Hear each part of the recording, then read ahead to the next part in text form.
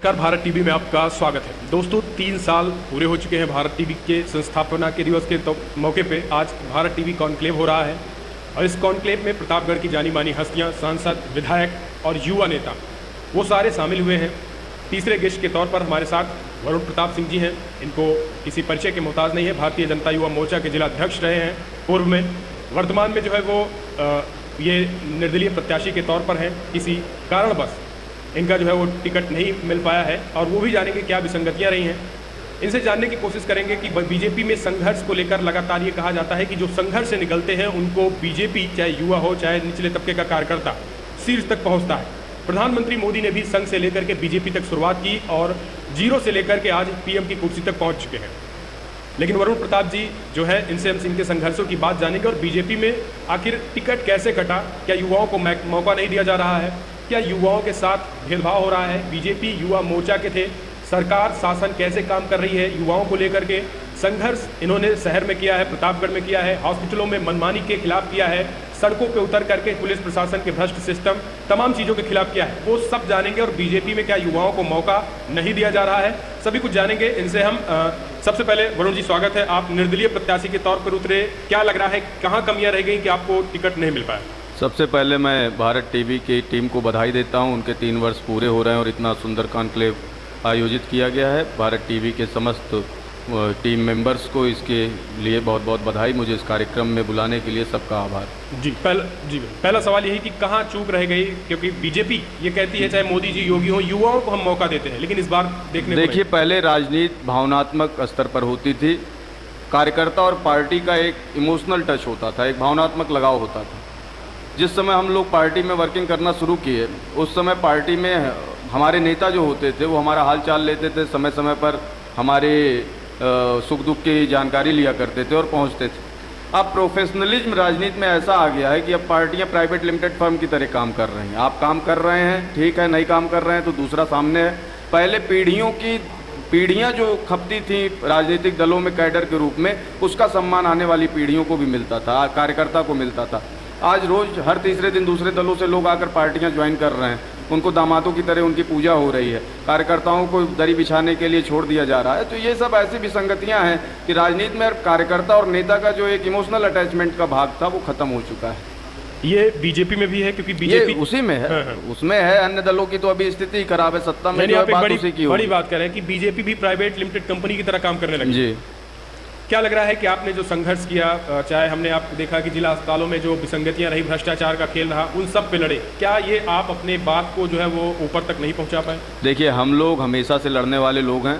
2013 में मैं अध्यक्ष बना था, उसके पहले कोई युग नहीं चल रहा था। भारतीय जनता पार्टी का कार्यकर्ता वो हमेशा अपनी विचारधारा के साथ पार्टी में प्रवेश करता है।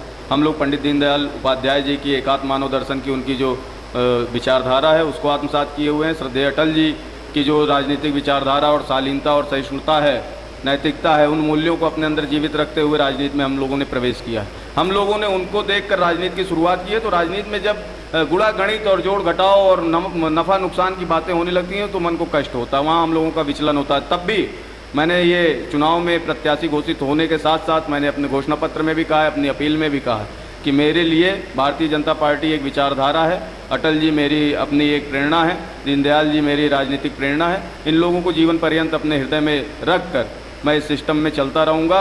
अगर हमारी पार्टी के साथ उसको चलाने वाले जिम्मेदार लोग जब जब गड़बड़ी करेंगे तो उसके लिए विरोध का स्वर मुखर करूँगा। आप अटल जी को आदर्श मानते हैं, अटल जी की वजह से आप बीजेपी ज्वाइन किए, उनकी राह पे चलते हैं। क्या लग रहा है अटल जी की जो आत्मा थी, अटल जी का जो दिखाया रास्ता था, बीजेपी उससे भटक गई है? देखिए, राजनीति में बहुत सारी चीज़ें मानता हूं कि करनी पड़ती हैं, लेकिन नैतिक मूल्यों का ह्रास अगर होने लगे, वो राजनीति नहीं कोई भी क्षेत्र हो, तो वहां पर चीज़ें गड़बड़ होती हैं। अगर आप अलग हैं, पार्टी विद डिफरेंस कहने वाली पार्टी अगर सब पार्टियों की तरह ही काम करने लगेगी तो जनता में एक दिन उसकी एक्सेप्टेंस खत्म हो जाएगी। 14-14 साल हम लोगों ने वनवास झेला है सत्ता से, तो आने वाले समय में हो सकता है कि सत्ता में आने की फिर नौबत ही ना बने। तो इसलिए हमको अपनी नैतिकता, अपने मूल्य वो जिंदा रखने होंगे। हमारे महापुरुषों ने जो हमको राजनीतिक आदर्श दिए हैं उसको अपने अंदर जिंदा रखने होंगे, अपने कार्यकर्ताओं के अंदर जिंदा रखने होंगे। अपने पार्टी की आइडियोलॉजी को जब जब धक्का कहीं लगाने का चलाने वाले प्रयास करेंगे तो हम जैसे कार्यकर्ता ही उसको दुरुस्त करने का काम करेंगे। आपने कहा प्राइवेट लिमिटेड कंपनी, क्या लग रहा है कि कार्यकर्ताओं का सम्मान ना होकर जो पैसे देकर आते हैं, जो दूसरी पार्टियों से आ जाते हैं, उनको टिकट मिल आज जाता है? 70 से 80% सांसद, विधायक, चुनाव लड़ने वाले लोग वो पार्टी कैडर नहीं। आज पार्टी का दिन अच्छा है तो इसमें तो अपने कार्यकर्ताओं के लिए पंडित दीनदयाल उपाध्याय जी ने, अटल जी ने ये पार्टी खड़ी की, ये बगिया रोपी, तो उसका फल किसके लिए है? कार्यकर्ताओं के लिए। जब आपके दिन अच्छे हैं, जब फल आए तो उसका फल बाहर के लोग ढेला मार मार के ले जाएं, ये तो उचित नहीं है। ये एक तरह से अन्याय है। क्या लग रहा है कि आप संघ से भी जुड़े हैं, तो ये कहा जाता है कि बीजेपी में संघ वालों का सम्मान होता है, या संघ की जो बैकग्राउंड होती है? देखिए, जिस उम्र में मैं कक्षा 8वीं में मैंने आईटीसी किया था और बाद में मेरा युवावस्था आते आते मैं ओटीसी 3rd ईयर ट्रेंड हूँ, यही सबसे लास्ट ट्रेनिंग संघ की होती है। संघ में तृतीय वर्ष प्रशिक्षित स्वयंसेवक हूँ। मैंने कभी जिस उम्र में मैंने संघ में शाखा जाना शुरू किया, उस उम्र में अब बच्चा खेलने के लिए जाता है, तो मेरा तो ये कभी उद्देश्य ही नहीं रहा कि मैं संघ का स्वयंसेवक हूँ तो बाद में राजनीति में जाऊँगा और उसका लाभ लेना है। मैंने कभी संघ कार्यालय जाकर कभी किसी से अपनी पैरवी के लिए नहीं कहा। तो संघ अपनी जगह है, वो भी मेरी एक विचारधारा में, मुझको अब तक मेरी विचारधारा को पुष्ट करने का जो माध्यम रहा है, जहाँ से मुझे कुछ मिला है, जहाँ से मैंने कुछ सीखा है, जहाँ से मेरी रीढ़ सीधी हुई है वैचारिक, वो संघ ही है। तो संघ का राजनीति से मेरा कोई लेना देना नहीं, मैं दोनों विषयों को अलग रखता हूँ। ऐसा क्यों लगा कि नहीं, आपके ही अध्यक्ष थे, बीजेपी के ही अध्यक्ष थे, क्यों लगा कि नहीं अब उनके खिलाफ ताल ठोकने का समय आ गया है? क्योंकि बीजेपी में होता है भाई, काम वो भी कर रहे हैं, तो क्या दिक्कत है? देखिए, मेरी ही पार्टी परिवारवाद का विरोध करती है जी। वर्तमान चेयरमैन नगर पालिका के, उनकी पत्नी अभी पिछले पंचवर्षीय में निवर्तमान जो अध्यक्ष हैं नगर पालिका परिषद की, श्रीमती प्रेमलता सिंह जी, अगर वो अध्यक्ष थी तो इस बार फिर श्री हरिप्रताप सिंह जी को टिकट देने का कोई औचित्य नहीं बनता है, अगर पार्टी ये कहती है कि परिवारवाद को हम बढ़ावा नहीं देते जी। फिर एक ही व्यक्ति के परिवार में अगर 25-30 साल किसी पद को दिया जाए, अभी वो 6-7 महीने पहले एमएलसी का चुनाव हुआ था, एमएलसी का भी टिकट पार्टी ने उनको दिया। अगर एक ही व्यक्ति के झोली में आप सब डालते रहेंगे तो और कार्यकर्ताओं का क्या होगा, और राजनीति करने वाले लोगों का क्या होगा? यानी कार्यकर्ता और जो जमीनी कैडर है उनका सम्मान ना करके केवल पशु जो धन, बात सम्मान की नहीं है। राजनीति में जो भी काम करने आया है, सबकी अपनी कुछ ना कुछ महत्वाकांक्षा है। मेरी महत्वाकांक्षा चुनाव लड़ने की है, मैंने राजनीति को सेवा का माध्यम बनाया है। अंततः मैं चुनाव लड़ना चाहता हूँ, इतनी मेरी महत्वाकांक्षा है, मैं इसको सार्वजनिक रूप से स्वीकार करता हूँ। हर कार्यकर्ता की अपनी एक अपना दायरा है, वो वहाँ तक अपनी राजनीति को चाहता है कि मैं यहाँ तक रहूँ। मेरा दायरा है कि मैं चुनावी राजनीति में आऊँ। अगर मैं सक्षम हूँ तो पार्टी को भी चाहिए कि अगर साधन संसाधन से कार्यकर्ता सक्षम है, आज की ज़रूरतों के मुताबिक कार्यकर्ता सक्षम है, तो उसको उस क्षेत्र में लाना चाहिए, उसको दबाने का प्रयास नहीं करना चाहिए। क्या लग रहा है, अब नगर निकाय चुनाव आप निर्दलीय ताल ठोक चुके हैं, तो क्या आपके जो है वो मुद्दे होंगे? प्रतापगढ़ की जनता, क्या लग रहा है, पिछले 30 सालों से एक ही हाथों में रहा है, तो क्या देखते हैं कमियां और क्या आप आगामी सही करने की कोशिश करेंगे? देखिए, जब से मैं समझदार हुआ हूं तब से हरिप्रताप जी के ही हाथों में नगर पालिका की बागडोर रही जी। और इस 30 साल में शहर की जो नगर पालिका की सीमा का बोर्ड गड़ा है, वो वहीं पर गड़ा है जहां पे 30 साल पहले था। बड़ी मुश्किल से दूसरे लोगों के प्रयास से, प्रभारी मंत्री स्वाति सिंह जी थी, जिला योजना की बैठक में ये विषय आया था किसी के माध्यम से, तो परिसीमन होकर इस बार कुछ क्षेत्र अन्य जुड़े हैं। चुनाव दौरान मैं जा रहा हूं उन क्षेत्रों में, वहां इतनी दुर्गम जगहें जोड़ी गई हैं, वो भी अपने चुनावी गुणागणित के हिसाब से उन्होंने कराया है। जहां पर विकास करने में अभी अगले 50 साल खप जाए तो विकास होना संभव नहीं है, ऐसे क्षेत्रों को, ग्रामीण क्षेत्रों को इन्होंने लिया है। फिलहाल वो अलग विषय है, जहाँ चाह वहाँ राह, जब अवसर मिलेगा तो वो जगह भी नगर विकास की जो सुविधाएं वहाँ होनी चाहिए वहाँ होंगी। लेकिन जो है नगर की जो 30 वर्ष की कच्छप गति है, कछुआ चाल है विकास की, अगर कोई भी 30 साल में हाफ एवरेज लाइफ आदमी की 60 वर्ष होती है, 30 साल में आधा जीवन व्यतीत हो जाता है। 30 साल में ये प्रतापगढ़ नगरीय सुविधा के नाम पर शून्य है। यहाँ पर ना गुणवत्तापूर्ण शिक्षा है, ना स्वास्थ्य की व्यवस्था है, ना रोजगार की व्यवस्था है, और हाउस टैक्स के नाम पर सिर्फ हाउस टैक्स वसूली होती है। ना सीवर का पानी, नालियों के पानी की दुर्गंध, पेयजल जो आ रहा है इनका वाटर टैक्स लेते हैं, वो टोटी के पानी को आप मुंह में लगाएंगे, खारा पानी है, उसमें बदबू आती है। इसी तरह आप चले जाएंगे कंपनी गार्डन है, वहाँ करोड़ों रुपए की लाइट का बजट खारिज किया जाता है, लाइटें नहीं बदली जाती, स्ट्रीट लाइटें सब फ्यूज पड़ी हुई हैं, सड़क में सारे गड्ढे आपको दिखेंगे। हम सिर्फ हाउस टैक्स दे रहे हैं, उस हाउस टैक्स के एवज में नगर की सुविधाएं जो एक नागरिक को मिलनी चाहिए वो सारी शून्य है। तो सवाल यही उठेगा कि भैया जीत कैसे रहे 30 सालों से? देखिए, एक चीज मैंने जो एनालिसिस किया और जिस कारण मैं इस चुनाव में आया हूं, मेरा कोई उद्देश्य नहीं था नगर पालिका का चुनाव लड़ने का, मैंने सिर्फ यह एनालिसिस किया, मैंने जो समीक्षा की कि पिछले कई वर्षों से राजनीतिक चेहरे का इस चुनाव में अभाव रहता है। विपक्षी दलों में भी ये लोग सेटिंग करके नॉन पॉलिटिकल चेहरे उनको सामने लाके खड़े करते हैं, जिनका 24 घंटे की पॉलिटिक्स के कोई लेना देना नहीं। पिछली बार भी जो पॉलिटिकल चेहरा था वो निर्दलीय लड़ा था, 6000 वोट पाया। अगर उसको समाजवादी पार्टी ने अपना टिकट दिया होता सिंबल, तो 5000 वोट से भारतीय जनता पार्टी के कैंडिडेट हरिप्रताप सिंह को हराता। इसके पहले भी जो है 2012 में भारतीय जनता पार्टी के सिंबल पे रवि प्रताप सिंह टिकट पाए थे, उसमें ये निर्दलीय, वो भी नॉन पॉलिटिकल चेहरा थे, ये निर्दलीय लड़े थे, उस फेस का लाभ पाए। इनके सामने इस तरह का कोई भी राजनीतिक चेहरा नहीं उतरता जो इनको फेस कर सके। इस बार ऐसा हुआ है कि 2023 के चुनाव में 24 आवर्स 365 दिन राजनीति करने वाला एक युवा चेहरा उनके सामने है। और सौभाग्य से मेरा चुनाव निशान शंख है, और एक परिवर्तन के शंखनाद की पिछले 5 दिन के कैंपेनिंग में ये दरवाजे से लोग कह रहे हैं कि परिवर्तन का शंख अब इस बार नगर पालिका में बज रहा है और वो बज के ही रहेगा। यानी इस बार आप मानते हैं कि बदलाव होने वाला है? बिल्कुल निश्चित। 24 किलोमीटर में प्रतिदिन पैदल चल रहा हूँ, वार्डों में एक वार्ड की एक व्यवस्थाओं को देख रहा हूँ, प्रत्येक के घर जा रहा हूँ। सब ये कह रहे हैं कि आज तक अभी तक कोई प्रत्याशी अध्यक्ष पद का मेरे दरवाजे नहीं आया। तो जाहिर सी बात है, मैं सबके दरवाजे जा रहा हूँ, वो किस व्यवस्था में रह रहा हूँ उसको देख रहा हूँ, तो लोग मेरा चुनाव करेंगे, मुझको पसंद करेंगे और मुझको उनकी समस्याओं से मैं पूर्व अवगत हूँ। यानी एक बड़ी बात आप करेंगे, यानी विपक्ष में भी अभी मजबूत प्रत्याशी ना होना जो है इनकी जीत का एक बड़ा कारण यही मुख्य कारण है, बाकी सब अफवाह है। इनके सामने कोई पॉलिटिकल चेहरा ना आना ही इनकी एक तरफा जीत का कारण है।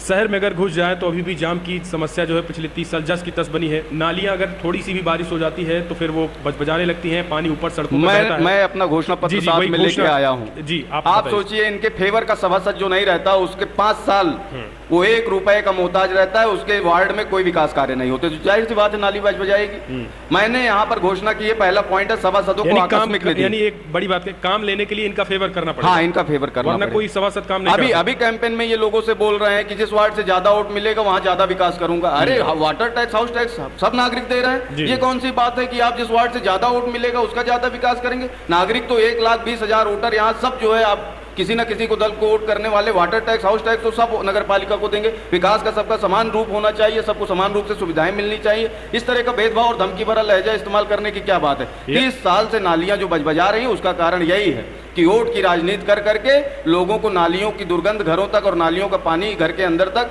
अपने आने पे मजबूर करना पड़ रहा है। यानी आप ये कह रहे हैं कि उस पार्टी के अध्यक्ष की बात कर रहे हैं जो सबका साथ सबका विकास ये कहती है, यानी निचले स्तर पे अध्यक्ष जी क्या कर रहे हैं ये हाईकमान को पता नहीं है, या फिर जानबूझकर ये जिताऊ कैंडिडेट बन जाते हैं इसलिए इनको टिकट दे दिया जाता है? सारा मैनेजमेंट है ये, कोई उसमें कोई बड़ी गणित नहीं है, सारा मैनेजमेंट है। ये सिर्फ मैनेजमेंट गुरु हैं, ये इसी तरह की वोट की गणित बैठा के जहां ज्यादा वोट मिलेगा वहां ज्यादा विकास होगा, ये इनकी थ्योरी है। और ये थ्योरी इस बार फेल होगी, जनता इनको सिरे से नकार रही है और इस बार आपको अप्रत्याशित नतीजे इस निकाय चुनाव में देखने को मिलेंगे। क्या प्रतापगढ़ कैसे बदलेगा, जरा बताइए, क्या घोषणा? देखिए, मैंने सभासदों, चाहे वो जिस दल से सभासद जीत के आएगा, निर्दल जीत के आएगा, मैंने सभासदों को एक आकस्मिक निधि, कंटिजेंसी फंड अलॉट किया है कि कहीं नाली टूट जाए, कोई गड्ढा हो जाए, कोई सड़क गिर जाए, टूट फूट जाए, कहीं नाली बहने लगे, कोई खंभा गिर जाए, उसके पास इतनी निधि रहेगी कि उसको नगर पालिका अध्यक्ष के दरवाजे तक ना आना पड़े, वो तुरंत तत्काल प्रभाव से अपनी निधि से इस तरह की मरम्मत और रिपेयर का काम करा ले।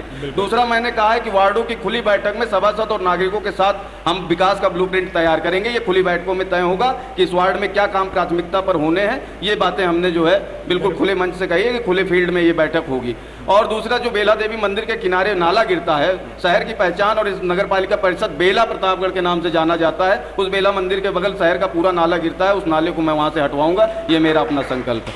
खारा पानी ये शहर पीने के लिए बाध्य है, मजबूर है। उस खारे पानी के लिए मैं अलग से वाटर सप्लाई की व्यवस्था, शहर के अगल बगल के कई क्षेत्र ऐसे हैं जहां मीठा जल है, वहां से सप्लाई नगर में लोगों के नल में जाए, उसकी व्यवस्था करूंगा। यानी जनता जो चीजें आप बता रहे हैं जनता तक पहुंचेगा तो वो समझेगी इस बात को, ये आपको विश्वास है? दूसरा एक महत्वपूर्ण विषय ये है कि जैसे नाली बजबजाने की बात आप कह रहे हैं, मेरा ये कहना है कि अगर नगर का विकास पूर्व नियोजित ढंग से तैयार किया जाए, बिजली, सड़क, नाली, तार जो भी बिछना है वो सारा ब्लूप्रिंट पहले से तैयार करके और एक साथ उस पर काम हो, वाटर लेवल निकाल कर अगर पूरे नगर का तब नाले का निर्माण किया जाए तो कहीं ना वाटर लॉगिंग की समस्या होगी, ना नाले के भरने की समस्या होगी। एक ढाल बाके नाला जिधर आप मोड़ना चाहेंगे निकल जाएगा। तो सबसे पहले पूरे शहर की वाटर मैपिंग एक इस तरह की हो जाए, वाटर लेवल मैपिंग, कि हमारा ढाल किधर निकल रहा है, किधर नाली निकलेगी। ये सब कभी किसी ने सोचा नहीं।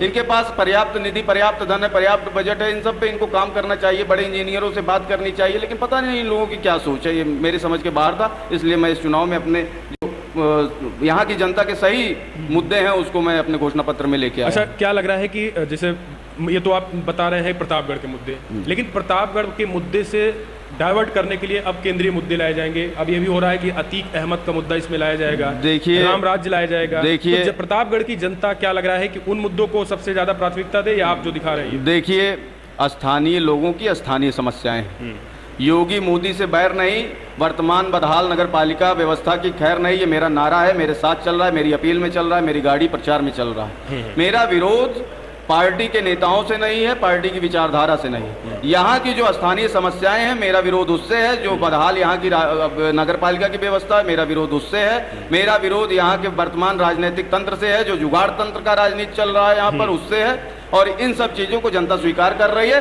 सब ने एक मत से कहा है कि हम शंख बजाएंगे। शंख बजाएंगे, यानी आप मानते हैं कि केंद्र में बैठी सरकार हो या फिर लखनऊ में बैठी सरकार प्रदेश में, वो सही चल रही है, लेकिन वर्तमान में जिला अध्यक्ष जो है इनकी ये पूरी तरीके से भ्रष्ट।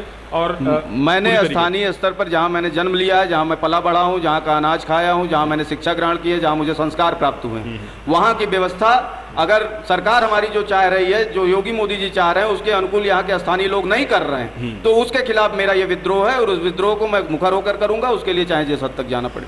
तो ये थे वरुण प्रताप जी, इन्होंने सीधा निकाय चुनाव में ताल ठोक दिया है अपने अध्यक्ष के खिलाफ। वजह यही है, प्रतापगढ़ की बदहाल व्यवस्था पिछले 30 सालों से। अपने मैनिफेस्टो बताया प्रतापगढ़ की जिस तरीके से हालत है, और जो भावी जीतने के बाद करेंगे।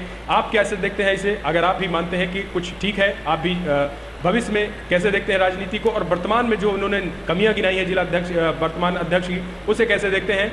फिलहाल इस वीडियो में इतना ही। आप हमारे साथ जुड़े वरुण जी, आपका धन्यवाद समय निकालने के लिए। कॉन्क्लेव में जुड़े रहिए, अगले जो व्यक्ति हैं वो भी आएंगे। तब तक के लिए